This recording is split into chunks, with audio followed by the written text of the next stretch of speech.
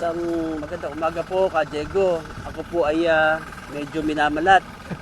Pero nabigla po ako dahil tinutotoo nyo yung sinasabi nyo na isusurpresa kami ng ganito kaaga rito. Isang pagbati po mula sa National Irrigation Administration sa pangunguna pong muli ng ating mahal na administrator, admin, Eddie Guillen. At ngayon pong araw na to ay darating po yung ating Senior Deputy Administrator, Sir Robert Sugitan. Sir, siya po ay dadalaw dito ngayon para po personal na tingnan yung pong yung progress ng ating trabaho. Of course, from Deputy Administrator, Sir Rady Ugay, Sir Robert Ciares Jr., and from Upper Pampanga River Integrated Irrigation Systems, buhat po sa ating mahusay at mabait na manager, Sir Alvin Manuel. Isa pong magandang umaga sa inyo, Sir Kapitan, sa lahat po ng ating kasama dito. Kasama ko po si Foreman Bernie. Kami po yung sa umaga pa lang ay nag-uusap na kung ano po yung mga dapat gawin dito po sa kasalukuyang pagawain. Ayan. Sir, nakita po namin parang bubuhusan na lamang ng konkreto ang ilang joints ba tawag dito? At yung collar, bubuhusan yung collar. Pakipaliwanag nga po, engineer, yung detalye po ng mga pagawain dito sa ating construction site. Alam niyo po, Ka Diego, Kapitan, Kagawad, hanggang alas 2 po ng madaling araw ay nagbubuhos kami dito. Yung pong nakita niyo joint number 6, yan po ay binuhusan kagabi hanggang madaling araw. Hindi na nga lang po umabot itong joint number 1 para buhusan din sana namin kagabi, pero hindi na po kaya ng mga tao. Sa kasalukuyan po ay nakaprepare yung joint 1, joint 6 para po buhusan yung kanyang collar. Kaya lang ayan, very challenging po yung na-encounter naming dewatering works. Alam niyo po ba, Kagawad, kahapon po ay 3 backhoe yung sumasandok ng tubig, plus yung pong 5 water pumps. Ang katumbas po nung isang backhoe ay 4 na 16.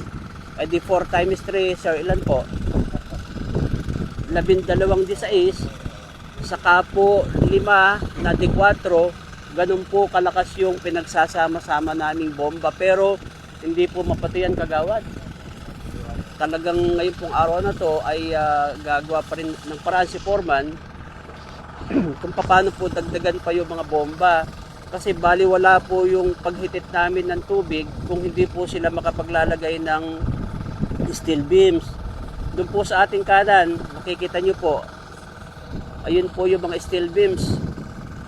Yan po ay napakahirap ilagay sa loob. Ang katumbas po niyan ay halos nasa 1.5 tons. Yung pong 3 piraso na yun, 1.5 tonelada po ang bigat niya. Yung po ay ilalagay sa loob, marahan, saka po isusuksok sa ilalim. Hindi po siya madaling gawin dahil napakabigat niya. Pangalawa, yung pong lupa sa ilalim ay hindi naman po buong buo naming nailalabas. Hindi po kasi kayang patuyan dahil yung pong balong ay napakalakas. Ilog po kasi ito, Kapitan. Magatas at puro buhangin. Opo. Isipin niyo po itong bangketa, halos sa 15 metro na po ito.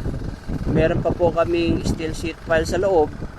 Pero ganun pa rin po yung lakas ng tubig. Kasi hindi lang po ito yung pagmumula ng tubig, galing din po sa kanyang longitudinal direction. Hindi po kasi yan sarado eh.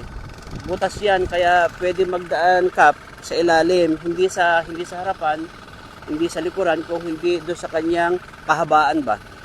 Kahabaan, doon dumadaan yung tubig. Kaya baliwala po yung aming ginawang pag-iigib kahapon, pagpapatuyo, kasi hindi po kami nakapaglagay kahit isang biga. Hindi kami nakapaglagay. Buti na lang hanggang alas 2 ng madaling araw nakapagbuhos po kami ng isang collar. Yung pong nakikita nyo dyan sa ating kaliwa.